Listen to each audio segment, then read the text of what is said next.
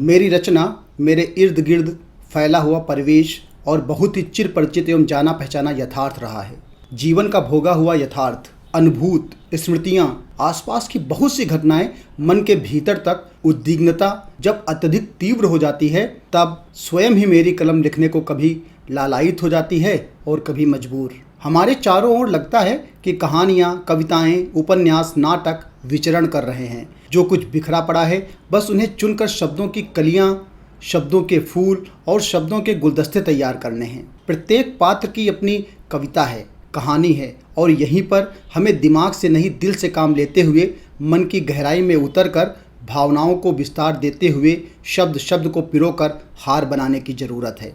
यह उद्गार मेरे यानी आलोक सिंह गुमशुदा के नहीं हैं, अपितु आकाश कुसुम, मन का आनंद, आकुल व्याकुल मन, भजन सरिता, भक्ति सरोवर, अंजुरी भर शब्द, शब्दों का कारवां, नन्ही दुनिया, महकता बचपन जैसी अनेकों प्रकाशित पुस्तकों के माध्यम से साहित्यिक ब्रह्मांड में तारे के समान प्रकाशित मधु प्रमोद जी के हैं। जी हाँ, आज मैं हस्ताक्षर चैनल के बुक रिव्यू सेगमेंट में अनेकों सम्मानों से सम्मानित मधु प्रमोद जी की सनातन प्रकाशन से प्रकाशित कृति हालात और ख्यालात काव्य संग्रह का रिव्यू लेकर हाजिर हुआ हूँ। हालात और ख्यालात से बदल जाते हैं रिश्ते, अब कच्चे धागों के माफिक समझ नहीं आते रिश्ते। रिश्ते भावनात्मक संसार के समुद्र मंथन से उत्पन्न रत्नों से बने आभूषण हैं। रिश्तों को किसी एक परिभाषा में बांधना नामुमकिन है। यह गुलाब के पौधे में लगे कांटे हैं तो कैक्टस में लगने वाले फूल भी हैं। पृथ्वी की हरियाली है तो आकाश का खालीपन। इन्हीं रिश्तों की कई भूमिकाओं का विश्लेषण मधु प्रमोद जी ने अपनी इस कृति हालात और ख्यालात काव्य संग्रह में करने की कोशिश की है। वह लिखती हैं कि कपड़ों की तरह रिश्ते अब बदलने लगे हैं, बेमौसम की तरह बरसात वो करने लगे हैं। तो रिश्तों के इसी भाव को और प्रकाशित करती हुई लिखती हैं कि अब राम मिलेंगे तुम्हें कहाँ और कहाँ श्रवण कुमार, वसीयत के कागज पर हमने उनको लड़ते देखा है। अब तो कुछ बाकी रहा नहीं, रिश्ते खड़े चौराहों पर, जायदाद की तरह हमने माँ बाप को बंटते देखा है।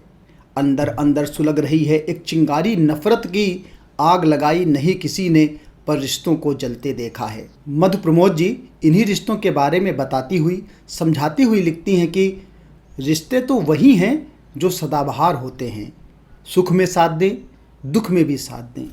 लघु कथाकार, गज़लकार, कवित्री मधु प्रमोद जी के इस काव्य संग्रह में आप हृदय की वेदना का आलाप पाएंगे तो यथार्थ जीवन का सुमधुर संगीत। उनकी कविताओं में आप अनुभूतियों के कोहिनूर पाएंगे, दरकते संबंधों के आंसू महसूस करेंगे, भावनाओं के समंदर में डुबकी लगा मोती पाते हुए भावों से ओतप्रोत ख्यालातों के समय में विचरण करेंगे। वह अपनी कविता एक दिए से में लिखती हैं कि तेरी यादों को अक्सर भुलाना चाहा था मैंने, टूटे कांच की किरचन की तरह चुभती रही, लोग बनाते ही रहे फिजूल की बातें कितनी, मैं सदा सुनकर भी उन्हें अनसुना करती रही। सब कुछ भुला के मैंने कान्हा को अपना लिया, दिन रात हर घड़ी में उसका नाम जपती रही।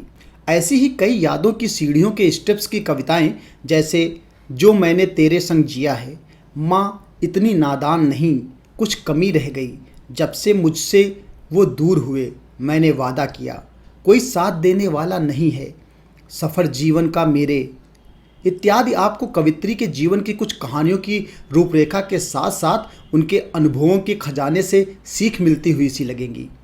प्रमोद जी अपनी लेखनी वास्तविकता के धरातल पर चलाना पसंद करती हैं, तभी अनुभवों को काव्य रूप दे देना उनका हुनर है।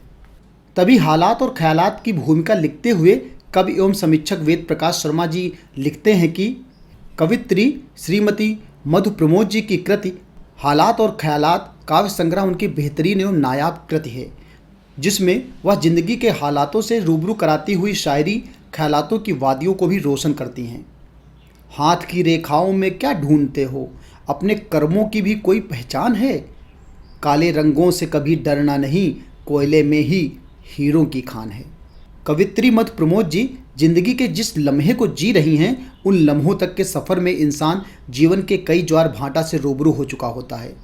उसको हार पर विजय का शंखनाद करने का हुनर आ जाता है। कैसे हारे मन में नई ऊर्जा को भरकर पुनः रास्तों पर मुस्कुराकर चलना है। उनकी रचनाएं हमेशा पथ प्रदर्शक बनकर मार्गदर्शन करती रहती हैं।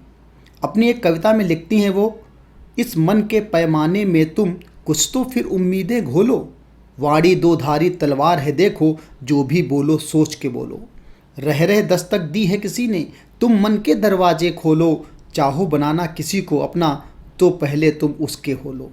कवित्री जिंदगी के अनेक पहलुओं को कलमबद्ध करने में माहिर हैं। खुशियों और गमों को एक ही तराजू पर रखकर अपनी मापतौल को कलमबद्ध करने का जादू उनको अन्य रचनाकारों से अलग करता है।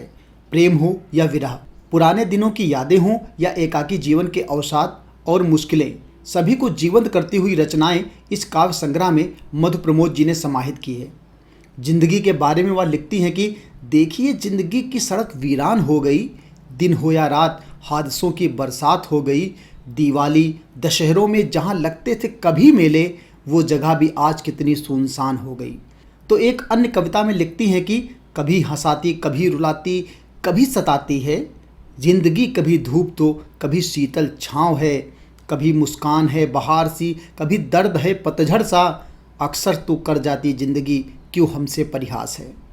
तो जिंदगी का फलसफा बताते हुए मुमकिन नहीं सबको कविता में लिखती हैं कि मुमकिन नहीं सबको सदा खुशियाँ ही मिलें, छाँव के साथ धूप है दर्द है खुशी के साथ।